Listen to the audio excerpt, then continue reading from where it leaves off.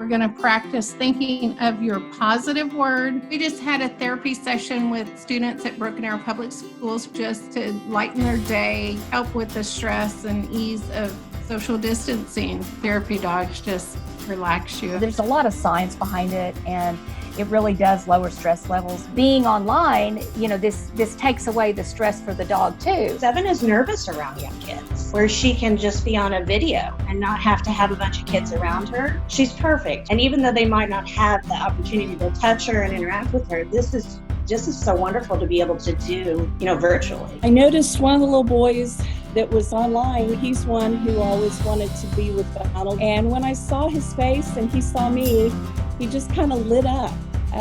So even though he can't be here hugging on Donald and talking to him, I could still see that same spark of enthusiasm in his face. In a classroom, it opens the students up. Like when they won't talk, in normal, you're just like pulling teeth, and then the dogs walk in, it's like, wow, Maddie's here and Ellie's here, and the other dogs are here, and they'll start talking about things that we sometimes find difficult to talk about. I have pictures of Poppy in my office. My students will come in, they have that wall up, they're not comfortable with me, but once they see a picture and start asking me questions about my dog, it helps me build rapport. Good girl. These dogs do have an amazing ability to connect with kids and sometimes bring out the best in them. It's almost a magical moment with these dogs. It's a natural connection and that human-animal bond.